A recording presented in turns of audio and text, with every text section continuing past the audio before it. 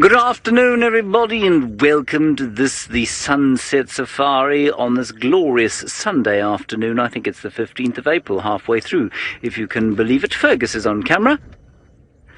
There you are, you saw my name there. It's James Hendry, in case you're illiterate. And in the final control, we've got Rebecca on the Vox, and on the keys, I think we have still got the long-suffering Lucas. Anyway, on the other vehicles, we have Taylor and Brent. There was some fear of rain, believe it or not, a little earlier. It was raining. From what? I couldn't possibly tell you. Anyway, send us your questions or comments on this easygoing Sunday afternoon, #4Live, or on the chat stream on YouTube, and we'll do our level best to answer them and entertain you for the next 3 hours or so.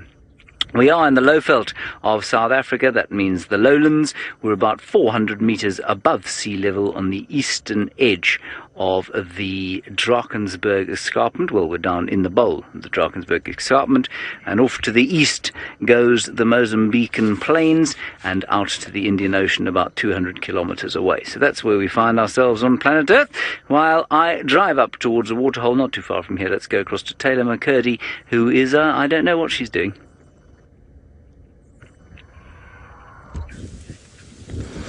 I think everybody thinks I'm trying to get off work at the beginning of the show. My name is Taylor, and I am not a slacker. And on camera with me today is Sensor, and we are sitting at a treehouse dam. I don't know why Bexar signal is being strange. Already the gremlins are trying to get us, but remember, you can chat to us, and I look forward to having conversations with all of you, and hopefully we're going to find some animals to have some conversations about, because at the moment there's not even any blacksmith lapwing at Treehouse Dam. It's very quiet, so I'm going to suggest that we're going to do birding today, and then by hopefully some miracle, some animals are going to jump out and we're going to find them. Maybe the elephants decide to return, perhaps a journey of giraffe pass on through Djuma, who knows? The options are endless, is what we could see today. But yeah, so it's a little bit on the quiet side. It's been a weird day. There's been rain, there's been sun. As you can see, there's blue sky, and then a cloud would come over and it would rain on us, and then it would move away, and then it would be beautiful. You can go sun tanning, and then you'd have to put a jacket and a scarf and a beanie on because the weather would be, and now it's beautiful again. It's really quite lovely. But sadly, this is all we have here. Rebecca, please may I drive? I'm going to drive. I don't know why the gremlins are attacking us. I think I can see some warthogs, so we're going to try and get a bit closer to them. They're down over there. I saw them feeding in the grass, but a bit too far away. Oh my goodness. We are not being attacked by signal gremlins. Can you believe it? Well, hold your breaths here, because we went a little bit downhill, but we're going back up again. Are we still here? I think it might be one of those drives. Okay, warthogs, where are you? I saw you. I saw them moving. But where did I see them? Oh, it's too far away. I don't think we're going to be able to see the warthogs. That would have been so cool to see them off the bat. Let me go a little bit further. For goodness, right? And Jigger, he's zooming away. Okay, sadly, no warthogs for us. They've run back into the tall grass, and you've seen what the grass is like in this area. And it's not very nice for looking at small animals, especially if they have to see over the grass. And some of you may remember from the Mara how the warthogs used to literally walk with their noses in the air like this, trying to desperately see over that tall grass to make sure they didn't walk into a lioness. Anyways, I don't think those warthogs will be walking into a lioness, but James has some warthogs, and maybe they will trot into some cats. I don't think they'll walk into some cats, or he will walk into some cats. It's possible, though. Of course, this youngish male warthog favoured food of the likes of hokomori. Now, the reason we've come up here is that we can hear some elephants shouting off away to the... Why can I never get east and west right the first time round? Off to the west. And I think they're coming up towards Sydney's Waterhole. So we might be lucky and see them come down for a drinky. Gorgeous, gorgeous afternoon. I was just saying to Fagusto that this is the most wonderful time of year in many parts of South Africa. He, of course, lives in Cape Town, lamentable settlement but for this time of year, when the wind stops blowing for about 2 weeks. Where my parents live in the Eastern Cape, also the wind tends to blow a bit, but this time of year, just glorious. And around here, of course, the edge of the summer has come off, which means that while it's a beautiful warm day, probably around 29 degrees or so, I think they said, which is about 84, 85 degrees Fahrenheit, although it's very pleasant to be out in. One doesn't feel like one's cooking like one does in the middle of summer.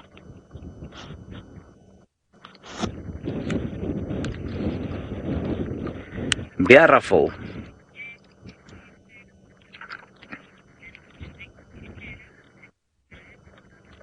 Alright, we're going to stay with this warthog. Taylor has a small bird that she wants to show you quickly. Let's go across there. We've got cuckoos. We've got 2 cuckoos, in fact.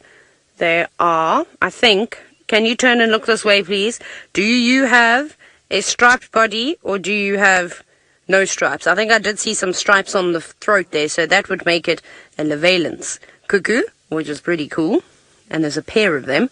Now, I suspect that they've hopped into this guarri tree looking for caterpillars, because, well, caterpillars are the favorite food of the cuckoo species of birds. I'm trying to see where the other one has gone now. It has flown away. I don't want to start the car and move it because I know what's going to happen, is that it is just going to disappear. Now, there are 2 cuckoos that look very similar to one another, and that is the Jacobins and the Levalence, but I have not seen the breast of this one just yet. Oh, it's still there. There we go. It's actually in a better spot now. Please turn around. Cuckoo. Cuckoo. I'm joking. That bird does not make that sound. This is the sound of a Levalence cuckoo as I'll play it softly. Yeah, that's definitely a Levalence. So that's not that bird calling. That's me very quickly just playing the call so that you can hear it. Very nice. And anyways, these birds are migrants. They are intra-African migrants, so I don't think they're going to be here for too much longer. Just like everybody else, they typically arrive towards the end of the year, the start of summer. And, oh, thank you, you're being very polite. And then they normally linger around for a wee bit and should theoretically start heading north. Oh, there's another cuckoo calling in the far distance. Should start heading north now, April, May. This is quite cool.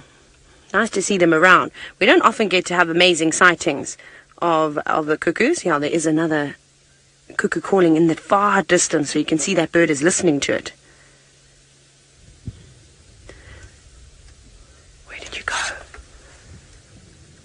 I think it's now responding to the call behind us and going. Anyways, okay, well, that was quite nice, hey? Very nice little sighting. Well, actually, it wasn't a brief, it was a long sighting. I'm trying to know where the second one went. It's been Sorry about that rather sudden departure from Taylor's cuckoo.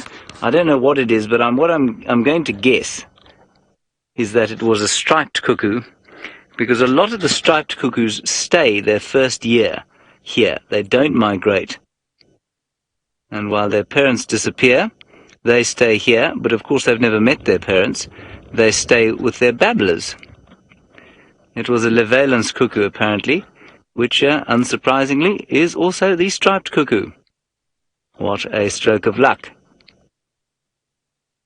A striped cuckoo is the old name. And they often stay with their babbler friends. Well, friends. Sinag, you're wondering if I've ever seen a leopard attack a warthog. I think I've seen leopard try to attack warthogs. I've never seen a leopard successfully attack and kill a warthog.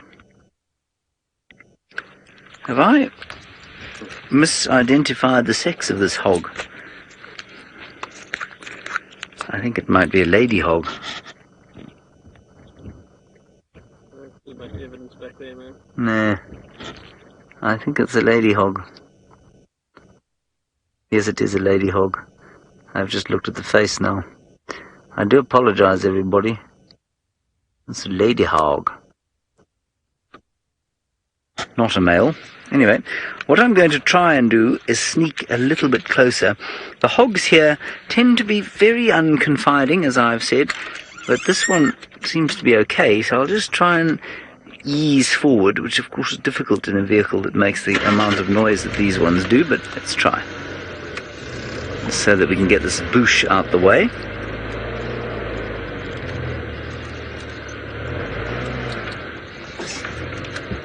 I'll probably hit a stump or something and give it a terrible fright. Ooh, and there's an Impala just behind. Two-shot. The ultimate two-shot.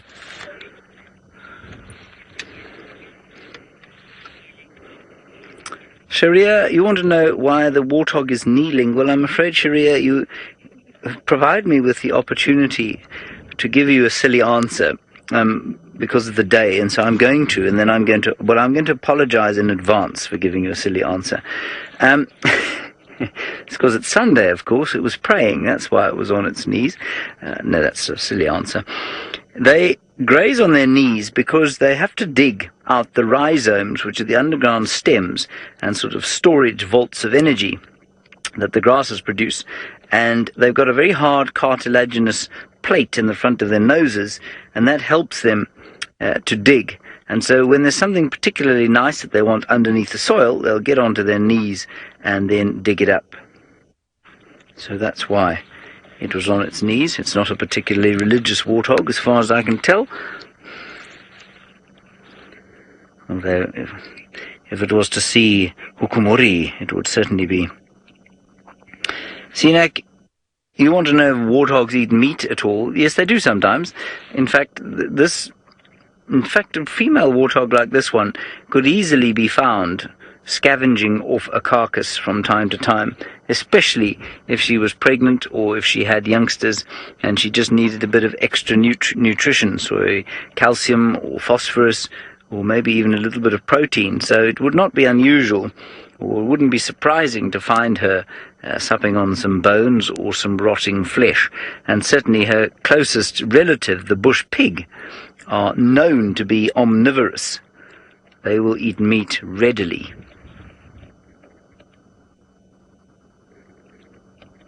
She's got a wonderful set of tusks, I must say. That's why I mistook her for a boar to start with. All right, let's go across to Brent Leo Smith. You haven't seen him yet this afternoon. He's on his way to Chitwa. Hello! Yes, sorry, we had a few as we were getting started, so we got out a little bit late.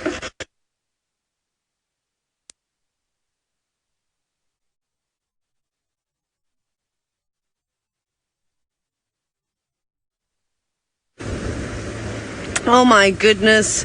Apologies, everybody. You're just going to have to, grin and bear with us today. It's going to be one of those technical gremlin-infested shows. Get your fly swatters out, your bug spray, all these wonderful things. Ooh, okay, I'm just checking the clock. Sharindra, it is 3:43 p.m. Central African time right now. That's what time it is, and it's lovely. It's very nice. It's my favorite time of the day, 3:43 exactly. Normally this is when I'm out on safari. But today, who knows where I could be on the beach? Maybe riding a horse? I don't know. Senzo, what would you be doing at 3:43 if you weren't at work? Home. I can only... I'm going to back across to James. We do seem to be making a few sudden arrivals with us. We've now got very, very close to our hog friend. She's not a youngster. She's fairly old, I would say, from the grey hair that she has. And she's the best warthog I've ever met. I can't believe how confiding she's being. She's seen it all before, you see, and and you can tell that from the magnificence of her tusks.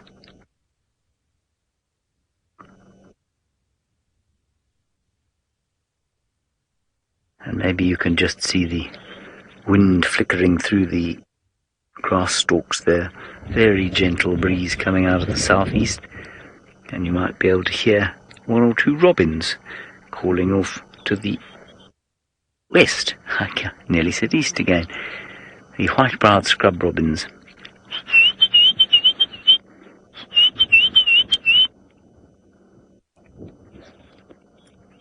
Oh, dear, what's the matter? Something got into her nose, literally. Madam Hog? What troubles thee such? So,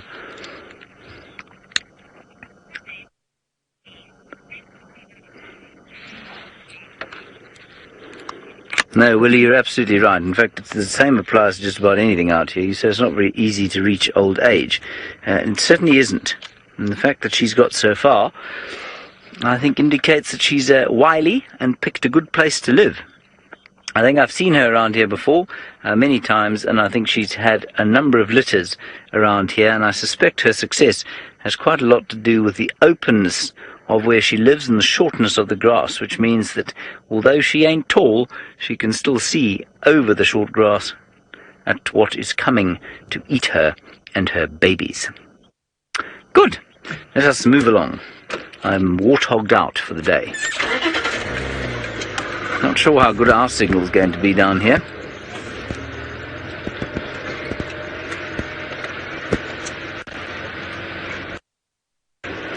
We did hear some elephants, and I guessed to hear, but I feel like I've guessed.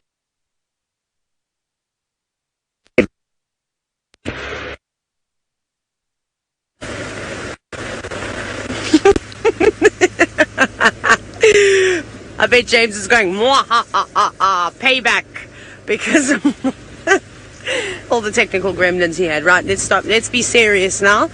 Let's not talk about those anymore. And sorry, everybody, please bear with us. We aren't trying to work on certain things. Now, I'm hoping that we're going to find Hosanna, and he's just going to pop out and...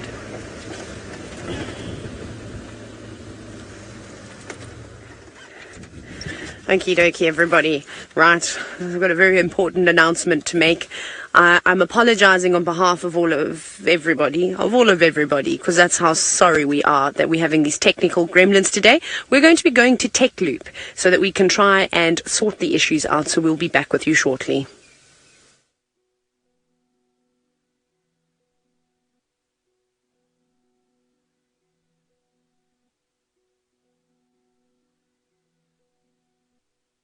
Sorry about these technical glitches. You know, everything gets to have a bit of a holiday, and the technical stuff seems to be having a holiday today. Rest assured, our technical staff are not having a holiday at all today. They're working like slaves, trying to get everything fixed up for the rest of the show. These are Impala, in case you've just joined us. The most common antelope in all of South Africa. Not the national antelope. We don't have a national antelope, we have a national gazelle, which I suppose is an antelope actually, and that is the springbok, which does not occur here. Replaced ecologically by the impala. Very strange kind of weather. As Fergus was saying, we are surrounded on all sides by massive build-ups of cloud, and we seem to be in the eye of the storm under a beautiful green sky, beautiful blue sky. It is blue that's the sky, isn't it? It's green that's the vegetation, yeah, I think. Just doing a handstand. Yes, I'm doing a handstand. Good point.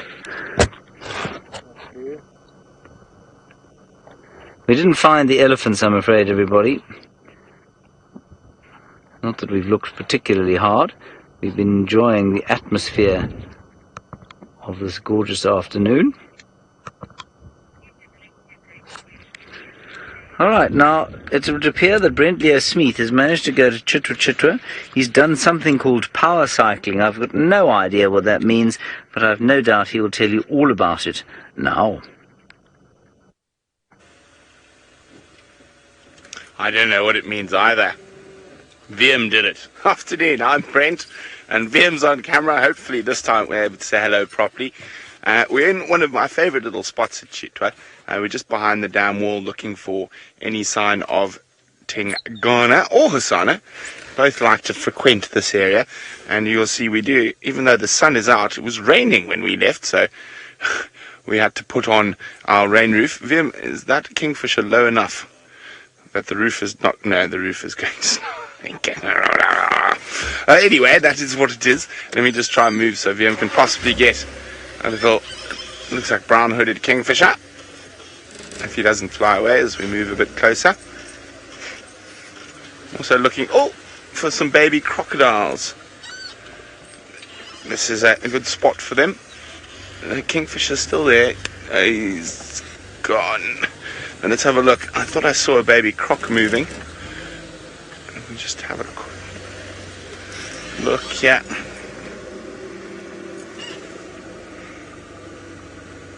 That is not a croc. That looks like a bit of mud, isn't it? Or a stick.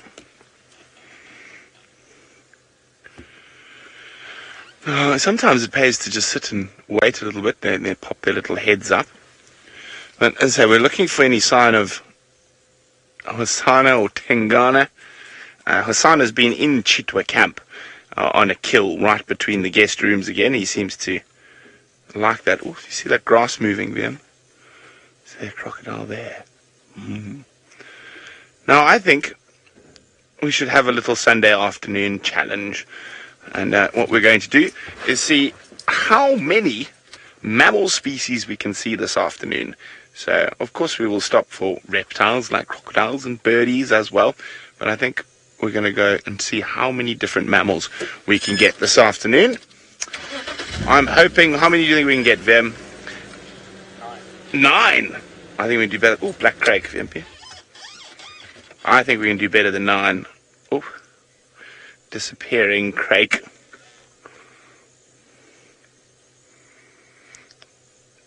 I have not checked out the barn owl nest recently, Brent. It's not too far from here, so maybe we will have a squiz there. Oh, there we go. The crake's on the fallen log now. Come on. There he is. This is definitely the best spot to see black crakes around here, even though this one is being very sneaky and shy. It's also the best spot to normally see Tingana. Okay. So, 9. I think we're going to start off with at least 5 mammal species around Chitwa Dam. So I think 9 is doable. I think if we got to 15, I'd be really impressed. Managed 15 different mammals in a drive. That would be pretty awesome. So I think we're definitely going to get waterbuck around here. We're definitely going to get impala. We're definitely going to get kudu. I mean, not kudu, hippo. Kudu we should get. Inyala we should get. Well, instead of rattling off, let's see how many we can get on camera. I'm hoping leopard will be one of the ones we get. Either Hosana or Tingana or Kuchava.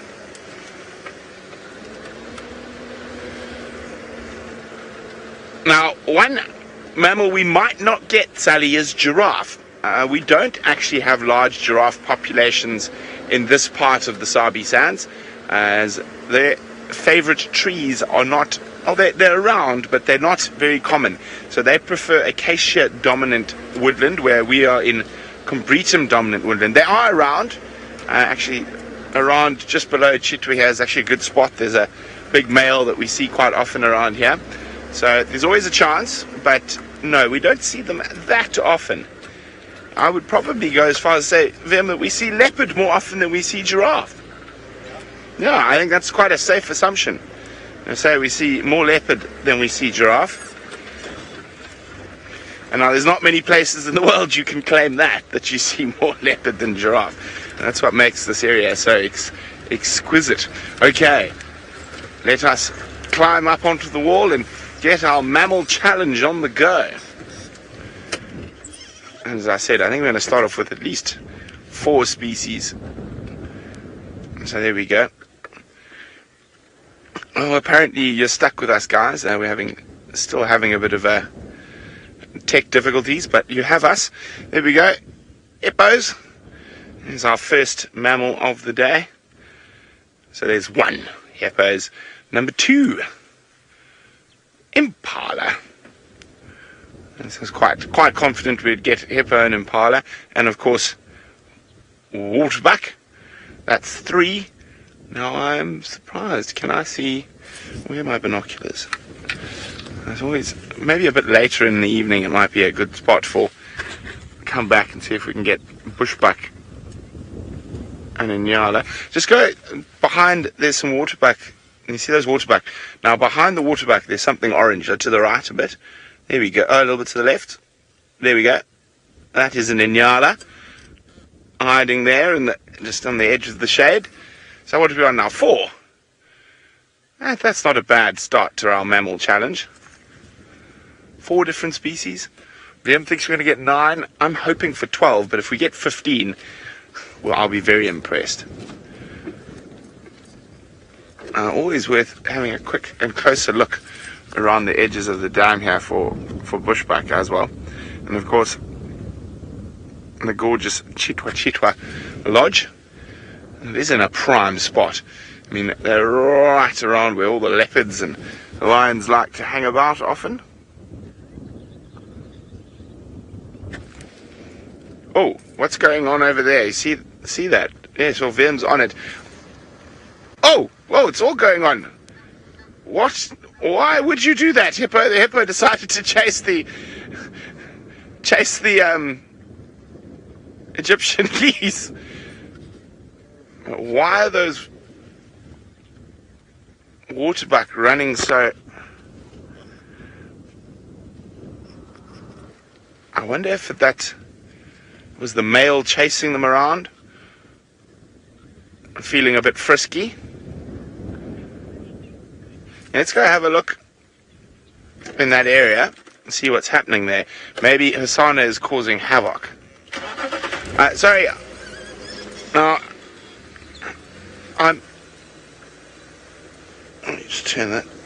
Costa, thank you. Costa is Costa. The highest concentration of leopards is quite a difficult one. The highest concentrations of leopards in Africa that I know of is supposed to be the Luangwa Valley in Zambia. But I think the highest concentration of leopards in the world, not just in Africa, is Sri Lanka. One of the parks in Sri Lanka, I can't remember which one, is said to have the highest concentration of leopards in the world.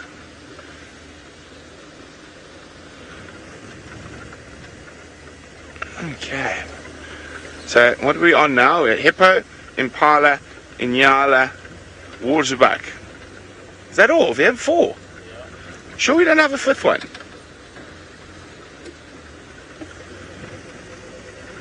I said that waterbuck ran out of that top section of the dam. And still staring. There's one waterbuck still staring there. But I said it could have been the male chasing about the females. You see, Vim spotted a crocodile. Where are you looking, Vimpy? Oh, wow. I was looking far away, but there's a big croc basking. Now,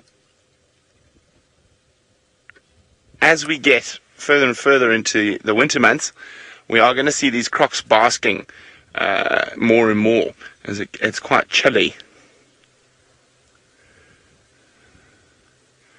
That's one of the big, who's that, Vlad, or Boris the Blade, or Vlad the Impala. Now that crocodile is plenty big enough to chomp on a human being.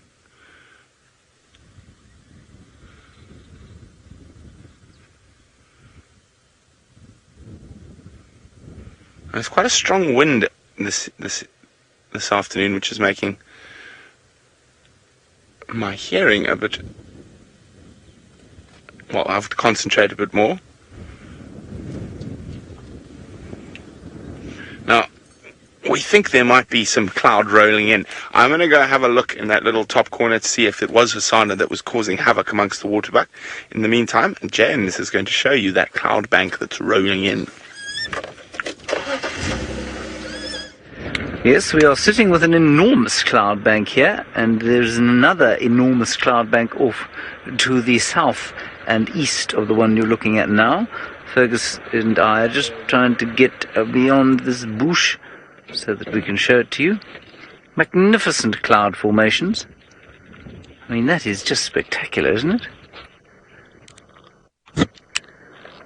No, not a great deal of leopards hanging from underneath it, but it's just magnificent nevertheless.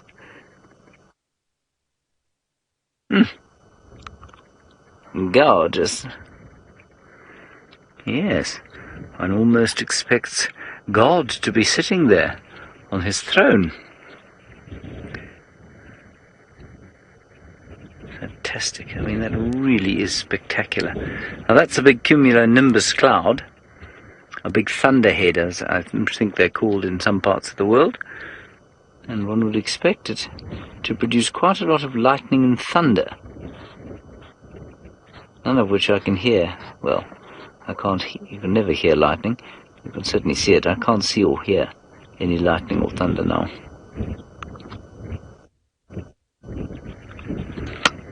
I've taken a number of illegal photographs. So brave am I. Laurie, you say that that cloud looks like a hippo. Laurie, I'm staring hard at that cloud, and a hippo I'm afraid I'm failing to discern. Can you see a hippo, Fergus?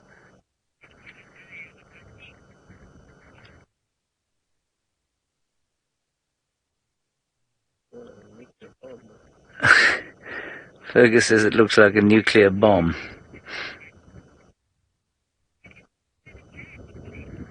And apparently that's what Conrad and Jared in the final control said as well. Except the Russians didn't have anything against the Kruger. Well, quite.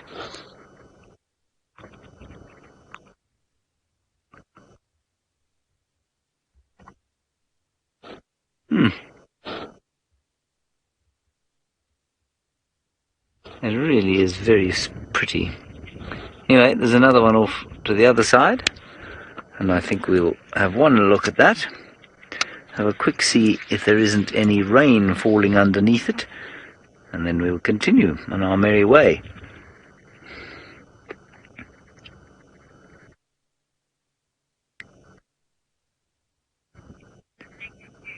Beautiful. Alrighty, let's go from this massive macro-scale cloud down to a micro mammal.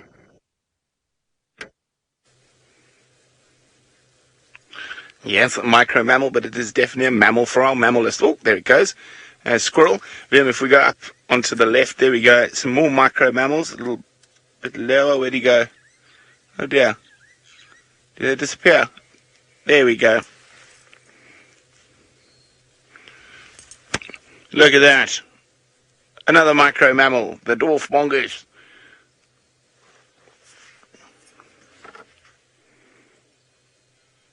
Aren't they cute?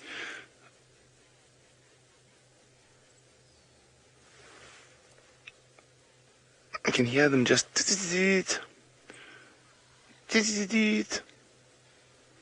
Oh, there's one closer to us here, Vimpy, on the sand, giving us that little look out. They are one of my favourite little creatures, the dwarf mongoose. Isn't that cute? Now, it's the smallest member of the order Carnivora. So in theory, it's the smallest carnivore in Africa. Even though they are mostly insectivores.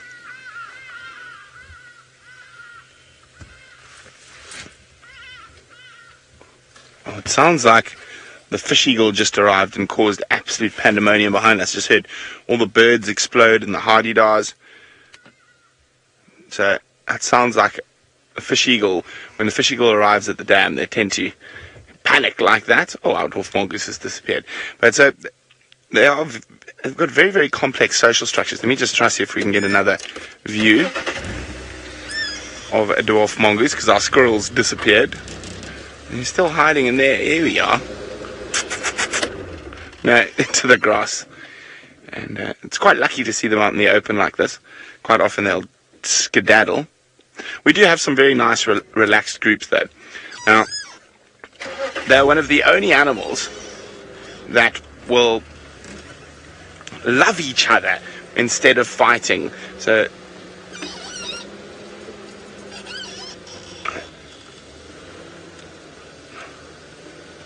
see in that little that tree fall there. There's a lot of them up there. There we go. There's some more heading up the road. Yeah, so cute. And as I was saying, so they will actually have a love-off. So they've got a very similar sort of social structure to something like an African wild dog, where they have an alpha pair that does all the breeding, and then the rest of the individuals in the business, which is the collective noun for a group of mongoose, will look after the I suppose they mongoose pups, cubs, monglets. Coast spider, yes, most mongoose species will fight snakes and eat snakes. However, the dwarf mongoose will generally try avoid most snakes because they're so small, unless there's a small. Hello. When was there a lion around here? It's old tracks, but there's male lion tracks. They're not very fresh, unfortunately. So yes, they will try fight snakes and chase snakes. Oh, you see on the little gardenia there's a little firefinch. Oh, come on, firefinches. They're one of the hardest birds to get on camera. They're very, very pretty. They just popped into the grass there. Darn it. You can hear the tiny little teet teet teets from all the little seed eaters. So things like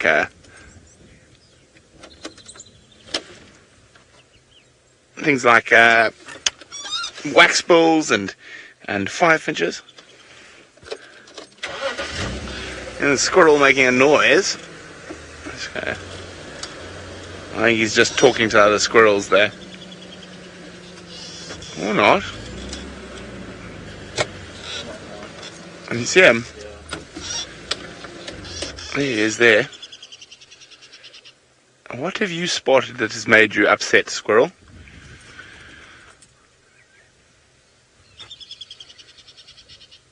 So that is an alarm call, but I can't see what it's alarming at.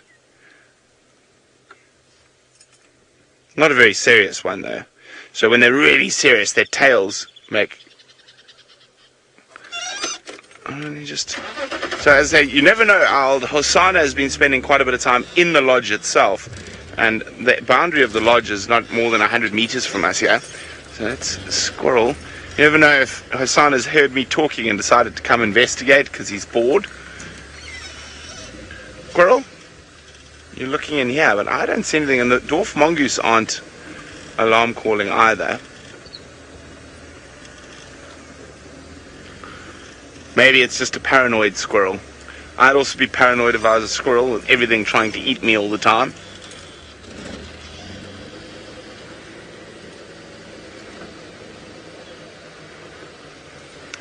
Okay, so what we're going to do now is we're going to do a sort of big loop around the lodge, see if any leopard tracks come out of the lodge area, well, mostly Hosanna, and also see if we can find any tracks of the old man Tingana.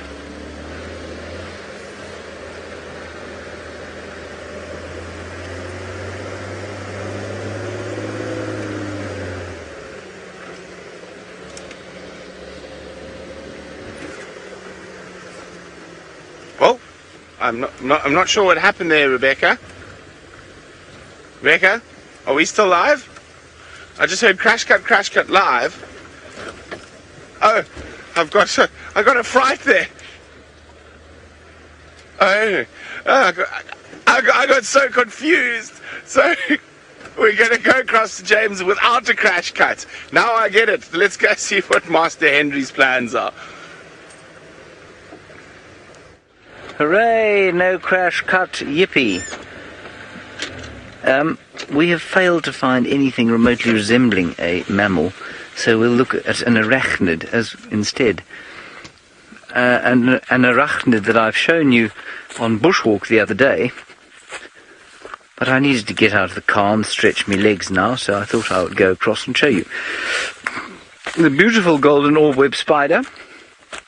So few of them have there been this season, or last season.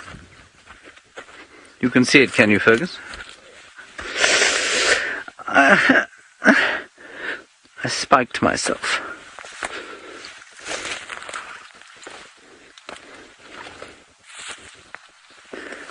Now this lady is the same size as the one that I saw before.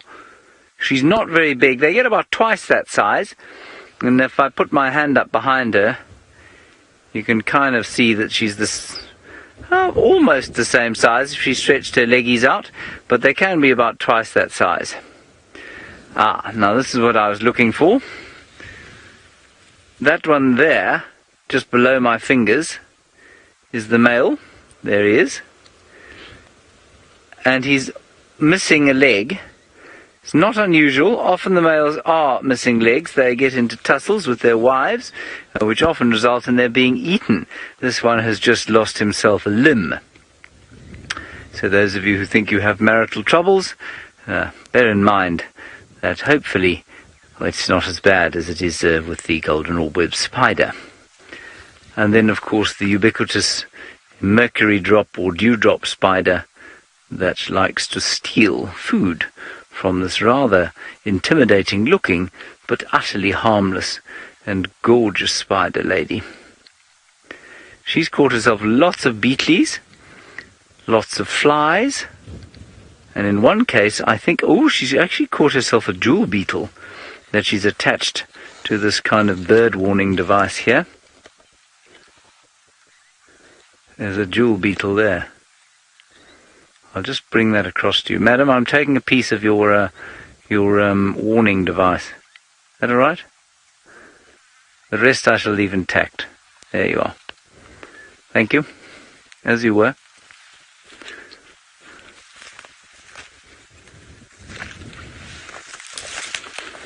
Here I come.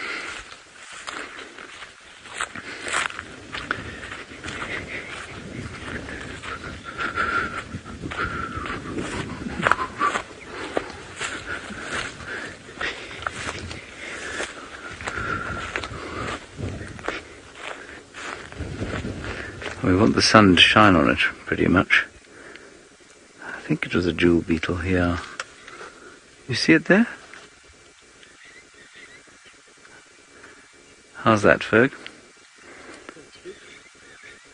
Gorgeous iridescent colours. So I think a jewel beetle.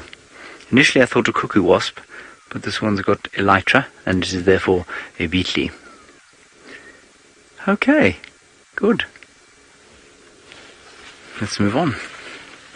We're going towards Gallagher Pan now. We found nothing up in the northeast, northwest. So we'll go into the centre. I believe Taylor has made it all the way to Beef Hook Dam. Let's find out what the hippo are doing there.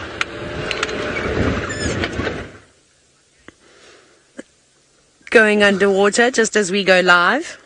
Typical, as you can see. There we go. There's another one. Very cool. Now, there's a group of hippos here, which we call a pod, as most of you know, but just in case there are some new viewers, please open your mouth. Thank you very much, Hippo. On command, this, as you can see, is one of these new voice-activated hippos that we've recently just got installed at Vulture Dam. It's quite nice. I was really excited to come and see them today, as they've only been here for a couple of days now, and it's quite nice. Yes, now pretend you're being a rock. Oh, look at that. It's just amazing. I'm hoping it's going to roll over next.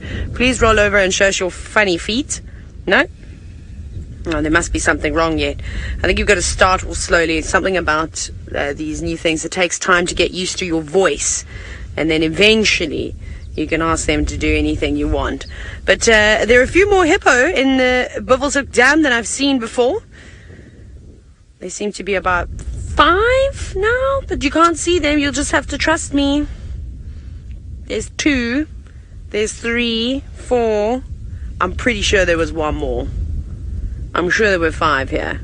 Anyways, maybe the other one is shy and is holding its breath. As we know, hippos can do that very, very, very well.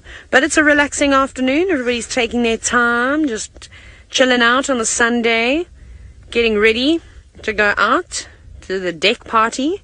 I don't know, is there a thing? Sunday deck parties? I think we should make it a thing for the hippos. Sunday grazing parties, where they go out and they eat themselves silly, filled with grass. Although they're going to have to walk a little bit of a distance away. A little bit of walking is going to have to be done. The grazing in this particular area is not nice, but I don't know what it's like at Buffalo's Hook, unfortunately, but you can look around us. It's quite sparse. Not that nice. The impalas in that right-hand corner haven't come down to graze, that's for sure. Well, they are doing a bit of nibbling at the moment. I suspect they've come to the water's edge to drink, though. A little bachelor herd. And lots of bachelor herds is what we're seeing at the moment. One big ram staring into the thicket. Is listening around. The wind has also just started to pick up quite a bit. Ooh, that's pretty scary. I think it's going to blow whatever is building up in the distance. And I've seen clouds in the south. I think James was showing you them. Those big balls of candy floss. And then just above the Impala is another huge embankment of clouds. And they are climbing vertically. Oops. That might mean rain. I wonder what will happen if the clouds meet from the south and from the east. Anyways, if this wind keeps up though, it might blow whatever's brewing in the sky away. Now, for those of you that have never joined on one of these live and interactive safaris, you can actually ask me questions. Can you believe that? Or James, or Brent. All you have to do is hashtag a safari live. Or you can also talk to us via the YouTube chat. That's also acceptable. Now, I suppose I better give you a very quick update. Since we'll be ready in case the hippos do something exciting, then I'll just duck. Should we do a practice run? A practice run. So if the hippos open their mouths while I'm about to tell you a story, this is what's going to happen. 1, 2, 3. Wow, Senzo, that was so quick. But that's what we're going to do, though. Only when a hippo opens its mouth, though. But for now, I'll quickly tell you a story. So we're driving up Cheetah Cut Line. We can kind of see where the Torchwood Pride have come in. Also saw some male leopard tracks. Very exciting. They didn't look massive either, so I'm wondering if they aren't Hosanas. Maybe he popped into Torchwood. I didn't quite see where they went off because we had all the Torchwood tracks sort of mingle in with the leopard tracks, and then I just gave up because we know how many sub-adult lions are in the Pride. And well, to try and distinguish between about 19 different lions and one leopard, I was going to lose every single time. But there's also some Egyptian geese, but I know Rebecca wants to ask me a question as well. Okay. Also, I was wrong. There was only 4 hippos. So let's just quickly go back to hippos. Sorry, Senzo, just to coincide with Coastsider's question about senses of hippos. Now, their most acute sense, I suppose, when they're in the water, what do you think it's going to be? I'm going to go with hearing. Because, well, their eyes, ears and nose are all on the same plane when it's above the water. But we typically see their ears working quite hard. When they go underneath the water, I don't know what they'll be using. They don't really need much underneath the water. I suppose they can maybe open their eyes. I don't know how much they'll see in the murky water, however. But they're definitely not chasing after fish. So I don't think a hippo has any sensory organ or sensory nerves around its mouth to try and pick up vibrations of fish, because it doesn't need to do that. Oh, you're sleeping and you got a bit of a fright. Did a tear and bite you where it was not supposed to? I bet that happens every now and then. So I think when they get out of the water, I'm still going to go with their little, even though they've got little ears, I think their hearing's not too bad. And their sense of smell, they've obviously got quite a large snout. It seems to be the largest feature on their bodies, well, on their face, in fact. So I'm going to go with sense of smell as well. No one's having a good old snooze, eh? Great siesta. Why do you keep getting a fright? Do you have hiccups? I don't know if it's maybe got hiccups, the way that it was jerking its body like that. Mina Moo, now you've noticed the beautiful sort of glistening shine that's on this hippo. You're wondering about why that is. So what happens with hippos is that they secrete an oil called hipposudoric acid, which is a substance also known as blood sweat. So I reckon that that's got something to do with it. It's quite an oily substance. So I can imagine when a little bit of water gets onto it, and that they do sort of boast that glossy sheen. Please roll for us. Somebody roll over. There's one coming closer, another one. I'm still convinced that there's only one big bull in this dam, though, and there he is. That's him. Now, they're all so sleepy. Well, he's on the move now. When we first got here, he was very upset with us. He opened his mouth, as he does normally. He's never very chuffed when anybody comes to view him and his ladies at Buffelshoek Dam. Now he's going under, you heard me say that. So, Gizmo, I've seen a hippo dissected once. They've got a lot of fat on them. That they do. They've got quite a thick layer. But they do have muscle, of course, as well. So I'll try and dig out some pictures. I might, if I scroll through further down on my phone, back in time, I might be able to find some images of what the hippo sort of fatty substance looks like. It's quite insane how thick it actually is. It must have been about 6 or 7 centimeters thick, maybe between 5 and 7 centimeters thick. Of course, it depends on where you're looking on the body. Obviously, around the back and around the rump, there was plenty of it. But they have a very thin epidermis, though. Oh, wonderful. Well, James has been singing a couple of songs lately. This time, he's not doing all the acting and singing. The grass is doing it for him.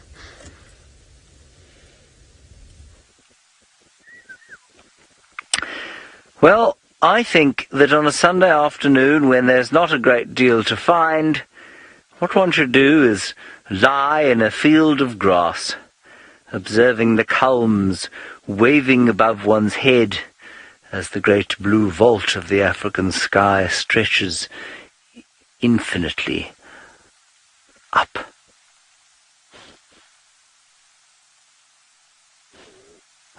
I might pass out fairly soon, so I better stand up. I'm lying in a field of what is known as Hypothelia dissoluta, or the yellow thatching grass. Hello. As you can see, some of it is even taller than I, and while I am not very large, I am 5 feet and 8 inches, and this grass is roughly equivalent at 5 feet and 8 inches, and you can see how effective it must be as a thatching grass. So that is Hypothelia dissoluta, the yellow thatching grass, and I'll pick you a piece if you'd like. Would you like me to? You would? Okay, good. Here we go. It always reminds me of the sort of late winter time in August in the Natal part of the Drakensberg Mountains, where you get this red thatching grass growing, and oh, it's just the most wonderful colour. So there it is. Quite an impressive organism, really. Nothing more I can tell you about it. Very bad grazing grass. Hopeless, in fact. And if you were ever wanting to make straw, that's what you'd make it of. So if you were the second little pig, you would quite like Hypothelia dissoluta as well. Because you would make... No, the first little pig, sorry. The first little pig made his house of straw, Fergus, not the second one. He made his of prefab, the second one, didn't he? Yeah, yes. I'm not sure. I was always a big day's work. Ah, right. Some are worried about ticks lying in that grass. Well, yes, there may be a few. I'll check my leggies when I get home and stop any that are crawling up towards the sensitive parts, because that's what they do, of course. Very unpleasant. Now, let's find a mammal, shall we? A real, actual mammal. That would be wonderful. Or a bird. I'll take a bird. An unusual bird, like a yellow-bellied Mammal. I must say, no, not I must. I want to ask you all, why don't you send through, while we wait for something massively action-orientated to happen, why don't you send through a bird that you would like to see, an unusual bird that you would like to see that you know occurs here? There are some arrow-marked babblers in this grove of silver cluster-leaf trees. You see them there, Ferg? They are still around. So send us through on a #SafariLive or on the chat on YouTube. Tell us what unusual bird you might like to see this afternoon.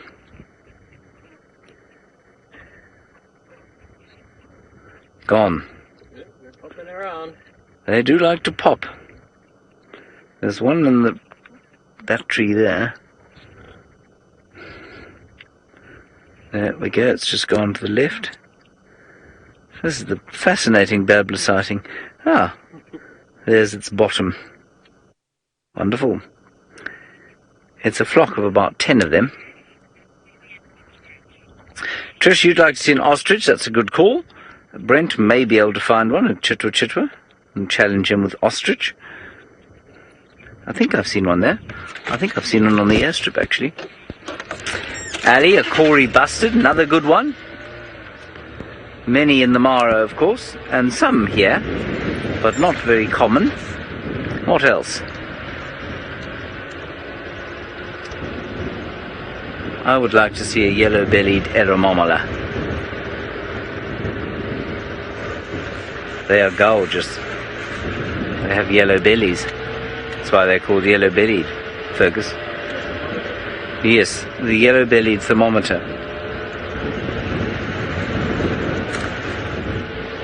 Come on, there must be something else around here. Ah, Kathy, you want to see an African hoopoe? Of all the requests we've had, Kathy, yours is most likely the one to be fulfilled. You like that one, do you, Fergus? Easy to film. And just very nice, yes, the African hoopoe. Ah, here we have some people on their game drive. Some African people, yes. Good afternoon. How are you doing? Good. Absolutely nothing. There was a flock of arrow-marked babblers, though. I've seen a few. 10 of them. Good luck.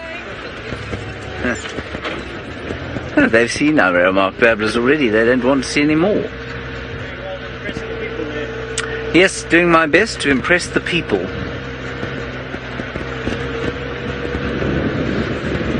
I suppose I should have asked what they saw around here. Alright, well, good news is Brent Leo Smith has managed to find himself some footprints. Let's see if he can find what's on the end of them.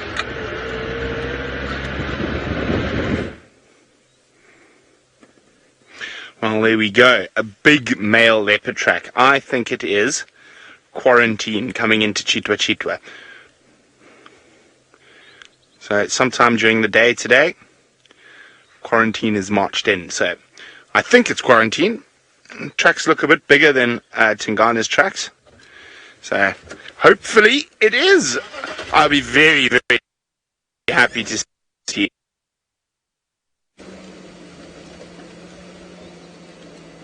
Now, for those of you who might not know who quarantine is and haven't been watching for that long, quarantine is from Karula's litter before Hasana and Shongile. So his brother is Kunyuma, but he's on Mala now, where they call him the Senegal bush male, and he's set up territory to the south here. So, and quarantine kicked out his older half brother, who was by the name of Shivambalan, and pushed him out of this area to the east of us, Cheetah Plains and the southern sections of Torchwood. Oh, hello. Is that a female track as well? Let's have a quick look at. No. Snot. Is it? Is Kachava around as well? No, it's not. But these tracks are quite nice. You see them just carrying on here. I'm just going to keep checking where they're going. fingers crossed we get to find quarantine. Now, the main reason I actually came out into this area was to try and get our mammal list up with Steenbok and Duiker, but I'll take leopard tracks, I will. Justin, sorry, let me just fiddle with this button here. Justin, he's called Quarantine because of the area he frequented when he first became independent from his mother. So there's that clearing outside of our camp called Quarantine, and it's called Quarantine as that's because where they used to quarantine cattle when people were still trying to cattle farm in this area, so they would quarantine. So he spent a lot of time on the quarantine clearings when he became independent from Kruger. It's going very slowly, and he seems his tracks are still here.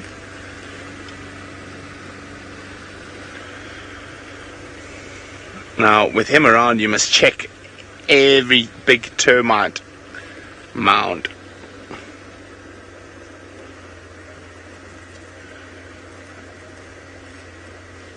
Okay, so Kruger was a very successful female leopard for many years, and she produced quite a lot of offspring. Child of the universe, the offspring of hers that are still alive, I've lost the tracks. Let me just have a quick, squiz here. Interesting. No tracks here, so I think we're going to have to check Shabalala Road. So it is Quarantine's alive, Kunyuma's alive, we don't know about Shivambalan anymore. Tandi, most obviously. Tandi from her first litter.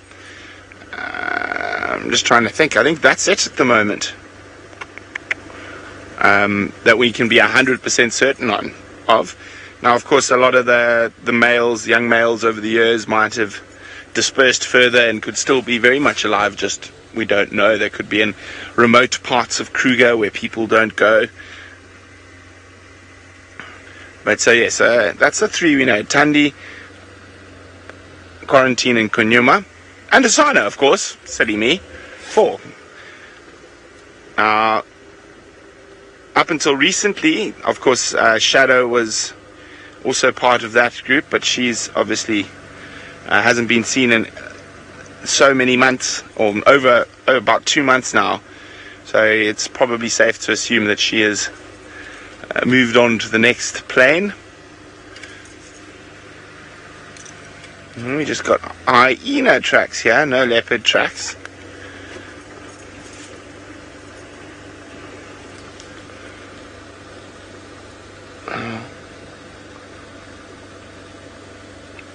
Now we look for various different things, Evelyn, when we're trying to locate a leopard.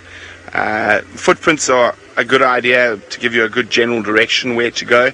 But most of the time you find them from the alarm calls of other animals. So squirrels, Impala, Cuckoo all make a lot of noise when they spot a predator like a leopard. So they'll shout to the tops of the trees, trying to tell everyone to be careful that there's a predator around. Okay, there's no sign of him going that way. So what we're going to do is we're going to loop back through onto Shabalala Road. Shabalala means kudu in Zulu, for those who are wondering. And Shangan, it is Nongo.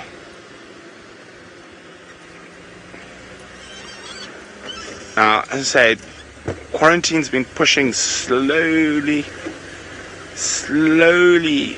further and further into Chitwa. Now this is probably a better territory than the one he's got. That's why he wants to take it from Tingana. But it's going to be very interesting to see how the leopard dynamics play out in the next little while. Now it seems like you set James a bird challenge, so let's see how he's going with that. No ostriches, no African hoopoes, no Cory bustards. It's getting quite windy, which I think is making finding ostriches very difficult. They like to, go into their burrows when it's windy like this. I agree with Brent that the leopard dynamics going on here at the moment are fascinating. I mean, they've played out here for millennia. But it's not often that you get to actually watch a takeover and a change like the one we've been able to. Now, there's a tiny little flock of birds on the top of that tree there for gusto. Well, there's one bird. It's calling. Top, you got him there. There we are. Don't fly, please. Oh. Two of them. They were yellow-fronted canaries. Beautiful little yellow canaries, really. And apparently Rebecca wanted to see the yellow-fronted canary. Well, we aim to please. Looks like a good climbing tree, that one.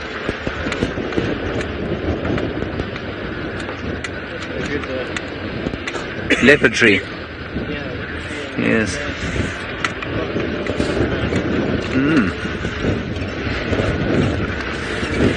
Also, I would like to know what has happened to Shadow.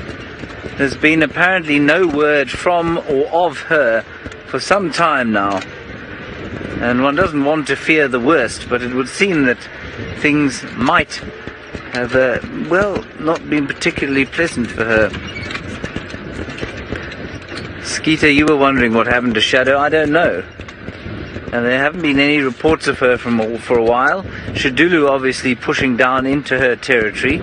Shadow, for those of you who don't know, now I guess she must be 10 by now. 10-year-old female leopard, Tundi's litter mate. So, a bit odd that we haven't seen her. No, 11. They're 11 now. And she used to hang around here. So who knows what's happened to her and not Barbara. Not Barbara was her cub, or is her cub, depending on where they are, on this earth or in another realm.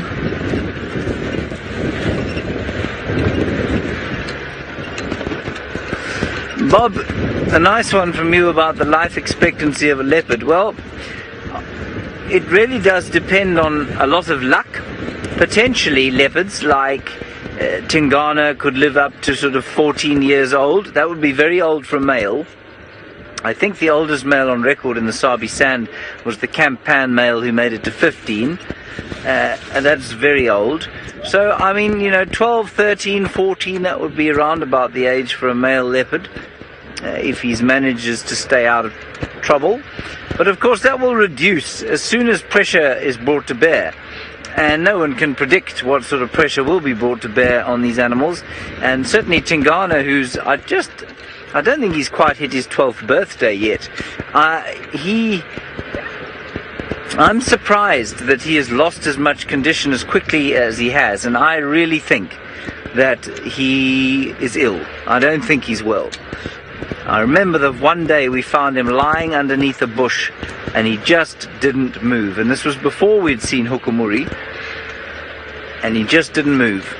For 2 days he lay under that bush, and then he sauntered into Chitwa camp and lay there for another few days. He's put on weight since that time, but he seems to be doing a lot of sleeping, and I wonder if he's just not well, and if that hasn't allowed Hukumuri to come into this area unchallenged. And now for Tingana to take it back again, very difficult. Female leopards live a little bit longer than the males, potentially up to 17 or 18 years, and in captivity probably a bit longer, but I would say an average of 14 or 15. And our beloved Karula, obviously only made it to just over 13.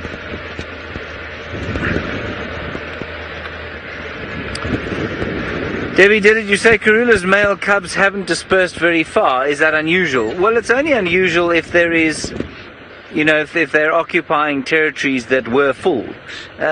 Obviously, Quarantine moved onto Cheetah Plains, into an area where his father used to be sort of dominant, and his father then disappeared, so that kind of gave him his spot, and he wedged himself between his brother Shivambalana and Tingana, and I think Shivambalana has just gone further and further east into the Kruger, and so Quarantine's found himself a small, there's a green pigeon that is now flying at a great speed away from us. It was eating these fruits.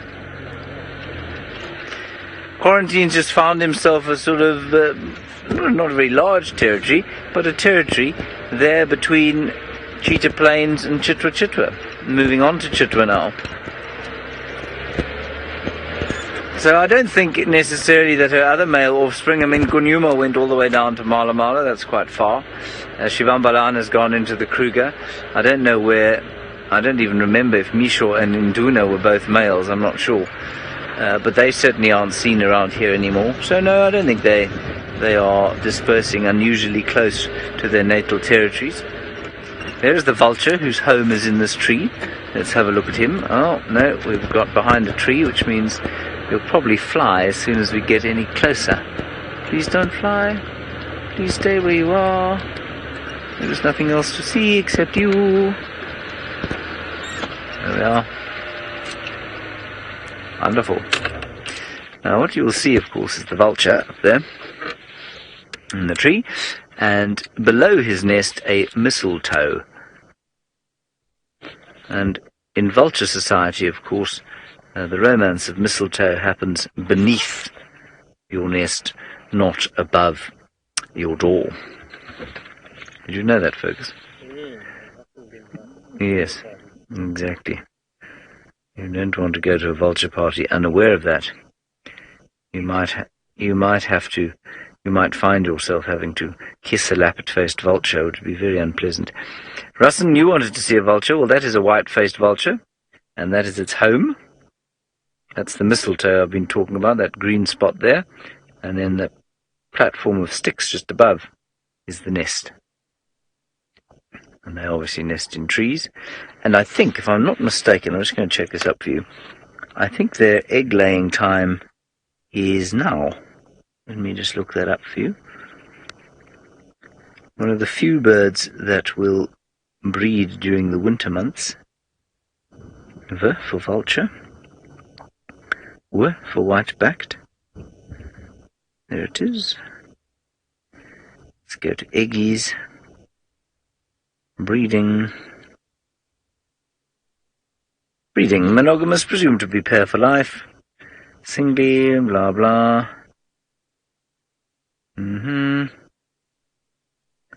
Yes.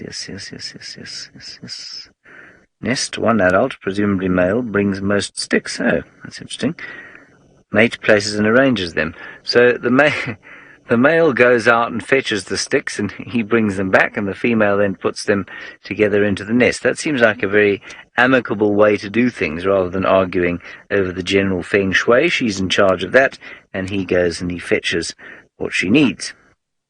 Lined with dry grass, sometimes green leaves. Yes, blah, blah. So they lay their eggies between April and July. That's in Zimbabwe. In South Africa, April to June. That's very interesting.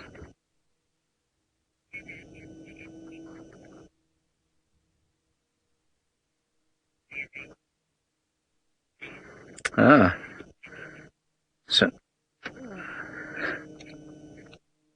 I believe that Taylor has seen both of this pair arranging the sticks, so they obviously have a slightly more equitable relationship, a more modern vulture family. He's got an itchy head, poor fellow. Anyway, and the incubation period, just 56 days. And I just want to find out when they fledge then. They fledge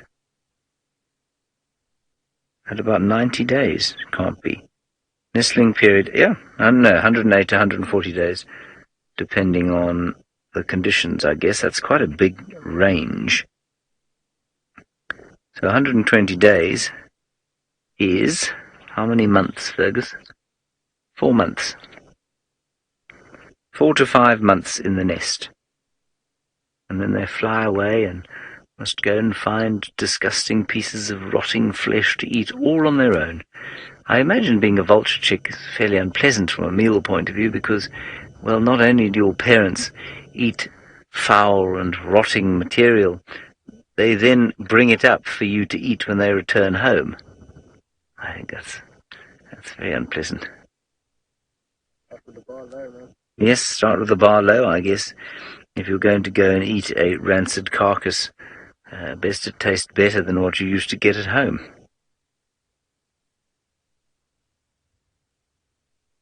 So we shall watch this nest with eagerness, and I'm glad Taylor said that she saw them actually interacting at the nest. It means that we may well have some little vultures in this area sometime fairly soon.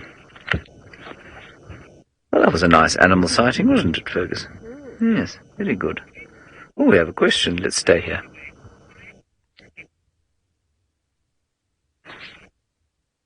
Child of the universe, you say, why are none of the leopard carcasses found? I'm not sure what you mean. They are. It's not like leopard carcasses are never found. We find them. Vultures and hyenas absolutely find them. And so if they are out in the open, then... Oh, I see. Right, so you mean the carcasses of dead leopards as opposed to the carcasses that leopards have killed. All right. I suspect quite often because they go off to die in very thick bush. And it is very common, in fact, that you don't find leopard carcasses, no matter how well you know the leopard. And I think what they do is, if they're injured or something like that, they'll go and find such thick bush where they'll choose to sort of either convalesce or die quietly that, you wouldn't find the carcasses. It'd be unusual to find them. And then, of course, in not very long, hyenas will definitely discover the carcasses once they start to rot, and they'll tear them to pieces very quickly. And so, you may find some of the bones that we found are lion and leopard carcasses.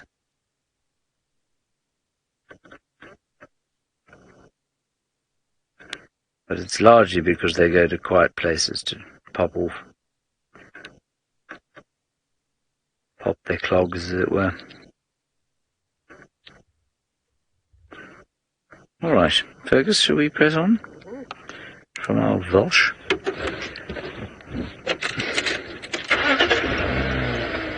We'll go off towards Treehouse Dam and see what we can find there. I know Taylor started there, but you never know what's come down by now.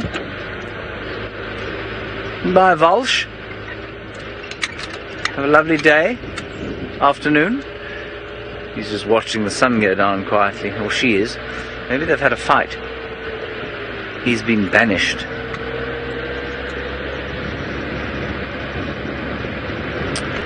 Alright, Taylor McCurdy has now given up trying to find signal on Jigger. She's on her feet and on quarantine clearings, and she'd like to tell you about what that experience feels like on a Sunday. Bushwalk 2.0 for the day. Thank goodness I didn't do a workout, because now we're going to do this bushwalk like this, backwards. I think we might actually have, come on Senzo, come on up the pace. I'm doing the, do you guys have to do all the time? You have to run in front of me. What's so hard? No, I'm joking. Today, on afternoon bushwalk, for a little bit, maybe we will do workouts. We will find things in the bush that we can work out with. Whether it's picking up rocks, pushing down trees. No, I'm joking. We're not going to be doing any of that. I have absolutely no idea what I'm going to show you on this bushwalk, as I've literally just stepped out of final control. So we will try and find something. I don't think we're going to have a huge amount of insects, I'm afraid, as it hasn't been the nicest day. And if I were an insect, I probably just would have called it quits and stayed home, under cover, under a leaf. So maybe we'll have to be turning over many leaves today. Let's check this wealth area. Wealth area, please give us something. Even a thrip. Not even one. Okay, next tree. Oh, let's go to Brent quickly with monkeys. Well, there we go. Number 7 on the species list, vervet monkeys. Looking a little bit out of sorts in the long grass. Oh, there's a latecomer. Let me just go back a little bit for VM.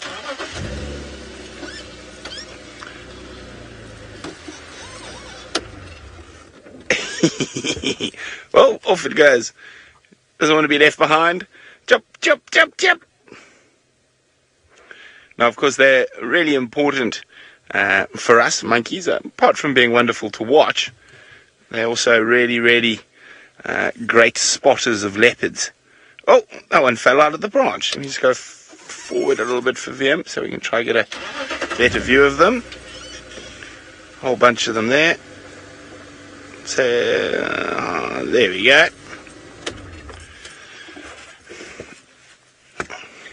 So, vervet monkeys have incredibly good eyesight. And, oh, look at them playing. And like a lot of primates, they can be very, very playful, particularly at this time of the day. They're almost done with their foraging and feeding, and they're going to be looking for a good spot to roost. So they can be lovely and playful at this time of the day. It looks like one of the big males there, keeping a watchful eye on everything. Anyway, you see he's right up to the top, making sure there's no potential danger for his troop. Yeah, I'm happy for you, Saskia. This is Saskia's first monkey sighting. Well, that's wonderful. That's quite a nice one. Oh, and down. So I think they're heading down towards the river, or the Mulwanini, so they can hide and get right up in the trees, and that's where they're going to roost for the evening normally. Now we're going to just quickly shoot down the airstrip. Lots of Impala and stuff around here. Maybe we'll get another species. I'm just waving quickly. We're going to hopefully try and get another species. So we're on 7, which is not bad. VM said we'd only get 9 species today. I still think we can get to at least 11 different species on our drive today. And I think Chitwa is the place to do it.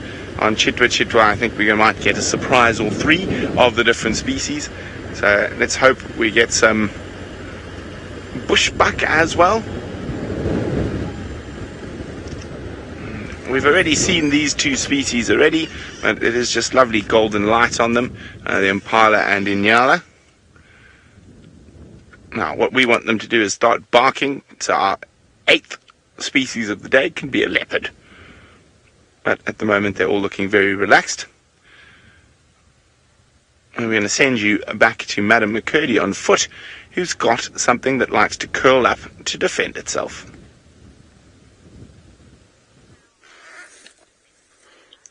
Almost, not yet though. It was scared a minute ago, but we've got Mildred, aka a millipede, for those of you who have no idea. I can't remember why we called it a Mildred. I think I may have collected one and then drove it around for the whole safari and decided to give it a name, and I'm big on alliteration. So Mildred, millipede, well, you get the picture. Now, these are very cool little creatures, although to some of you, you may think, oh no, Taylor, get away from that puffy. But they're really quite cool. They're fun to put on your hands to let them walk around, but they're also really important to the environment. Because just like termites are largely responsible for decomposing vegetable matter, so are mildreds. They do a very, very good job. And because they eat such large quantities of decaying plant matter, you can imagine it's got to go somewhere. And we know that when they do defecate, it's quite cool because it is their defense as well. But what I'm getting to is, we'll get to the defense in a minute, but most of you know about it, is just like I always talk about the caterpillars and how them eating leaves recycles nutrients back into the soil a lot quicker with their feces, with their frass. The same thing applies to the millipedes, which is very, very cool, so we must be thankful for them. Although I can imagine when there are lots of them, when you see them in large groups, they'll probably be a little bit of a pest. Now, this one is searching, maybe for a burrow. I don't know if I'd like to be out late at night. They typically are diurnal. Maybe you get some nocturnals. So maybe you get some nocturnal ones. I'm unfamiliar with any nocturnal ones. I would imagine that they'd prefer to be out on a nice warm day. So maybe it's going to curl up or go into a hole into the ground somewhere. Or it's just searching for a patch of decaying leaves that it will feast on before it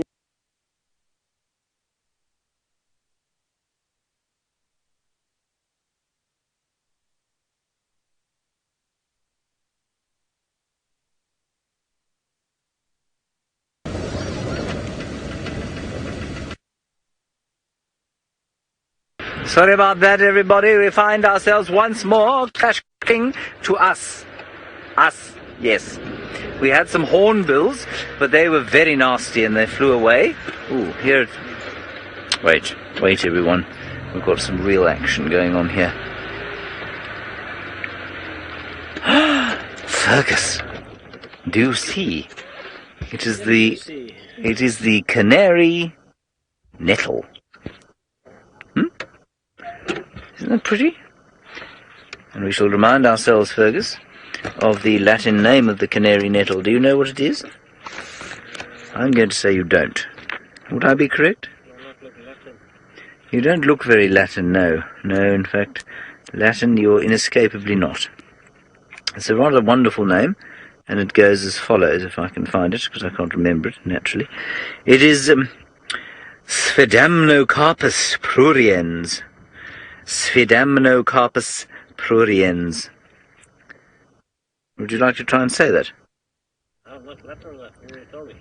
But try, anyway. It's a good one. Sphedamnocarpus pruriens. There we are. You see, you are Latin. You basically come from Venezuela. Like Ali. You're Ali's Venezuelan brother. Diego.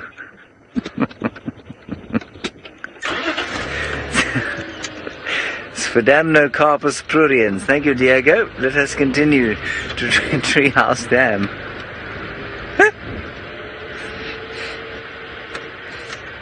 Sphedamnocarpus pruriens. There it is, everyone. You can all practice saying that wherever you happen to find yourselves in the world today.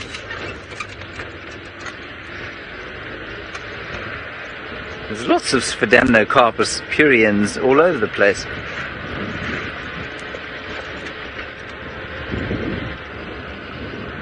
I remember the day, there was a day much like this one where there wasn't a great deal going on the reserve, and somehow we got into long words.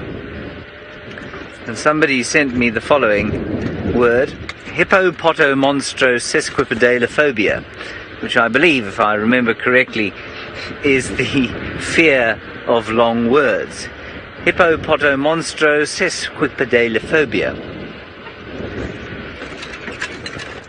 Yes, good word that.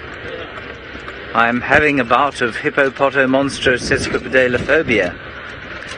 And Rebecca says, do I know how to spell it? Well, my spelling is so utterly appalling, I'm just going to immediately say no. Yes. It's a little common waxbill. I have found you a tiny bird to look at. That's a... No, it's not. It's a Melba finch, a.k.a. green-winged pytilia. And that's Mrs. Green-winged pytilia. We don't often get a picture of a female green-winged pytilia like this. The male is...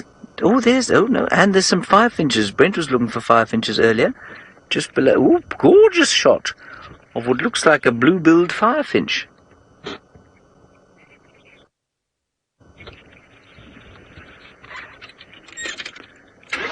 Rebecca is of the opinion that that bird looks like it should be in Switzerland with Heidi. I have absolutely no idea why the poor blue-billed firefinch should live with Heidi in the freezing climes of the Swiss Alps. But each Things that should pop out of a clock, what's that? pops out part of that's Holland, isn't it? Clogs. Clock. Oh, clock. Part of a clock. Yes, perhaps. Did Heidi have a clock like that? Did Heidi have a cuckoo clock? Yeah, no, but it's a cuckoo, not a five. Yes. Not a 5-inch clock. It's not a 5-inch clock, exactly. Anyway, those are two very nice little birds that we saw there. Let's continue. Highlight of the day. They should have an ostrich clock in the next square. Alright, Taylor has decided that she is a little bit short today, and so she has managed to gather herself a few feet.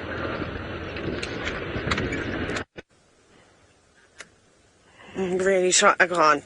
I'm going to fall over. I tried very hard to gather myself, but I was also too quiet for not so long. Look, of what's happened to me. I just want to show you, if anybody that does not suffer from grass allergies, this is literally my life. Look at that. Look at those welts. Isn't that amazing? They're so cool, and they're so itchy. I cannot tell you how itchy that is. I just want to scratch it, and Senzo was telling me off as I was trying to stand on the tree. He told me there's no need to scratch it. He even did one of these to tell me off. Now let's try and find a natural antihistamine. I remember Herbie saying something once about the cambium layer of a marula tree. However, I don't have my multi-tool with me this afternoon to try and cut away. Do you have your Leatherman with you, Senzo? Not today. Okay, next time. Sorry, we were not prepared for bushwalk. We just sort of ran out. Senzo had slip-slops on. He had to go and put shoes on. Show everybody your nice shoes, please, Senzo. Look how lovely they are. Oh, look at the outfit. So he's got gaiters on, not horse riding gaiters. Let's not get confused. Those ones are to stop the grass seeds from growing in your shoes, which I forgot at home, and my mother shouted at me. She reprimanded me. She told me that I've left everything, my binocular straps, all sorts of things. But what was behind bark, piece of bark? Let's pull a bit off. Ooh, I can put that back on, but look what I found. I will be able to stick it. We have found behind park number 1 some worms, some larvae of sorts. One has already pupated. You can see the one on the left. And these two, which I didn't mean to do this to because I didn't think there would be anything here, have not pupated just yet.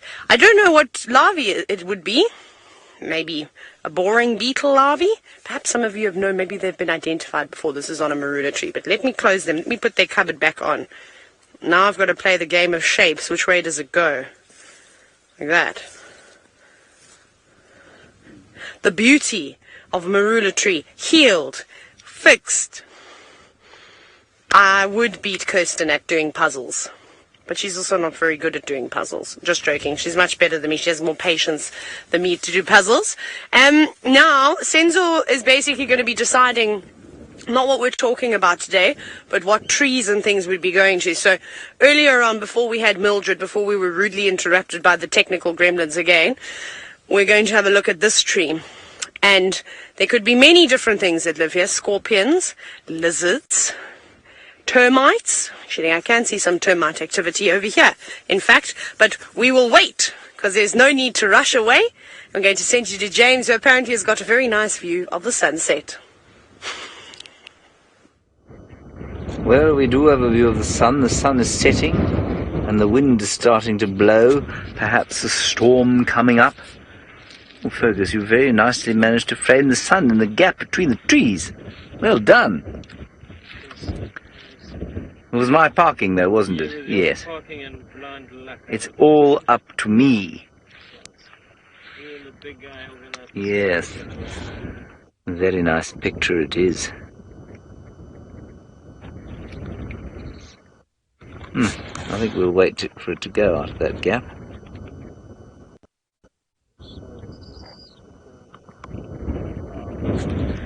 And the gull just clouds above it.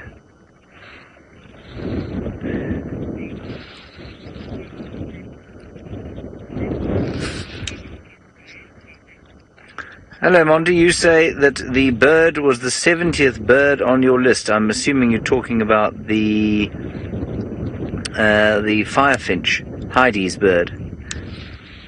That's great. I'm assuming you have the blacksmith lapwing on your list. We have a blacksmith lapwing here, watching the sun go down, having his bath. Which I think Taylor said was not here when she came down last time, so I told you it'd be a good idea. There'd be a great plethora of things coming down during the afternoon, one of which is the blacksmith lapwing. Not very rare, fairly common, oft seen. Hello. Have you had a good Sunday? You have? Have a roast chicken dinner, did you? Roast lamb today. Delicious. Yum. Yes. Quite interesting to see him pull a roast chicken out of the oven, really. We even have an oven.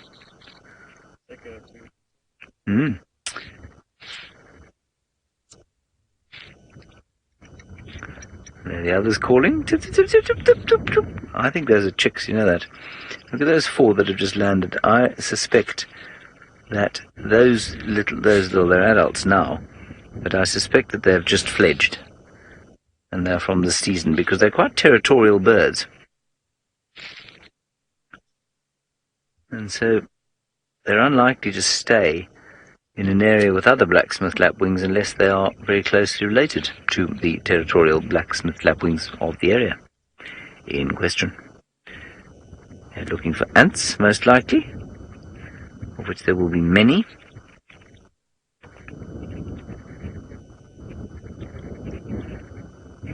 This is really quite cool, actually.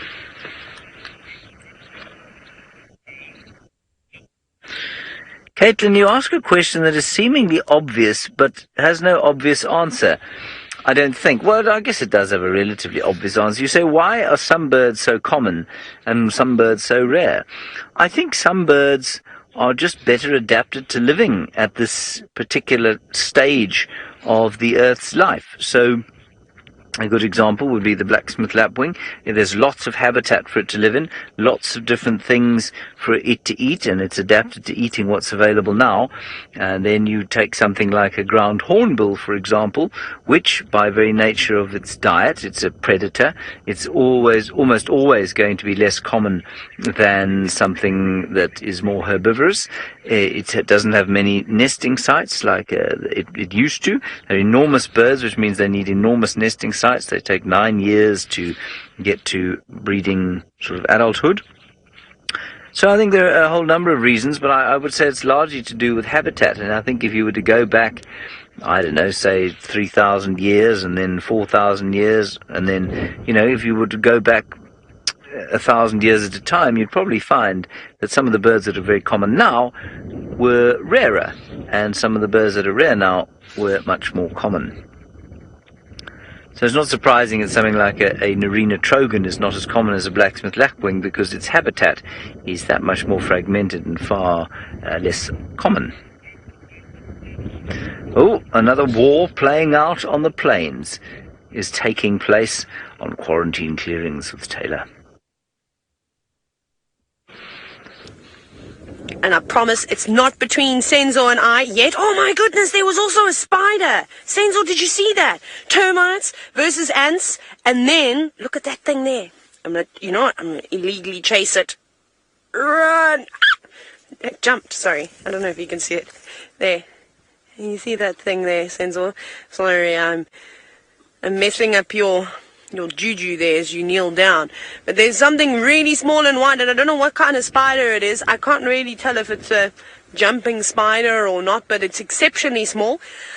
Was it going for the ants, or was it going for the termite? If I was a spider, I'd probably go for a delicious termite. I don't think that ants taste quite as nice. And as you can clearly see, the proof is in the pudding this afternoon, as the ants have raided the termite nest. They're still going after them. They're taking them back one by one, decimating the colony's population of termites. But they haven't got too far to walk. And it's actually not uncommon to see ants and termites sort of living in close proximity to one another. Obviously, these little termites are feeding on wood at the moment, and probably grasses and other vegetable matter. However, these ants are ravenous, and they have a craving for termites that only termites can, well, sort that craving out, I suppose, is where I was going to go with that.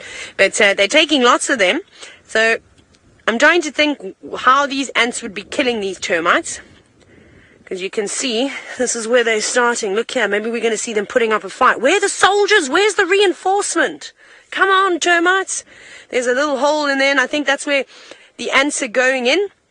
And then there's actually a couple, if you look over there, some termites and ants. Oh no, I did that, sorry. And I think those workers are trying to fight back. So I think those ants might be biting them. Perhaps they have a venom of sorts. I don't think though. I don't know about ants being venomous. Maybe they just bite them to the point that they can't survive anymore. It's very brutal, very savage, as you can see. Barbaric, if you will. As they grab them. Some of them are carrying their own termite. And I mean, those termites are tiny, tiny, tiny little ones, and those ants are probably about a third of the size of the termite. But that's incredible. It looks like the termites are trying to fight back, facing their opponents with their pincers. I don't imagine they're very strong. They need the soldiers. I don't know why the soldiers haven't come through yet to help out. That's very unusual. Normally when there is an attack on a colony of whether it's ants or termites, the soldiers will come on in and try and protect them. And then those little ants will not stand a chance. Build a wall! Build a wall! Do you think that's what they're all shouting? It's like a Game of Thrones scenes going on over here this afternoon. Anyways, I don't know. I'm going to come and crouch next to Senzo because he's got such an amazing view, much better than what I can see. Try and figure out what's actually going on. There's one termite sacrificing itself. It's putting up a fight, though. It's not letting them... Well, yes, it's not going out easy. Look at them all swarming in. I've been told to move the grass. Yeah, gone. Is that better? That was for effect. Oh my goodness, look how they have this termite. They're pulling it from either side, but they need to take it home to feed the rest of the ant colony. Go, go, go. I don't even know if that termite is still alive. They're pulling at its legs. It doesn't stand a chance, I'm afraid. Dynamite definitely comes in small packages. Oh my goodness, shame. I'm so sorry, little termite, and I'm just standing here watching you. Senzo, we could be next. We better be very careful that we don't get carried away into a chamber, never to see the light of day again. Anyways, okay, sorry termites, good luck. I don't think the ants are really going to decimate your whole colony. We're obviously being dramatic because it's Sunday, and I think that on Sundays you're allowed to be a little bit on the dramatic side, but that was quite a nice little war, don't you think, going on between two species. So, we didn't find a lizard, we didn't find a scorpion, but there's a big hole going into the side of the log. And looks like more of a termite mound. I don't actually want to know what's living in there, so we're going to move away from that now because that looks very Mamba-like. Brent, however, has arrived at Chitwa Dam for the second time today. I wonder if he's going to add new mammals to his list.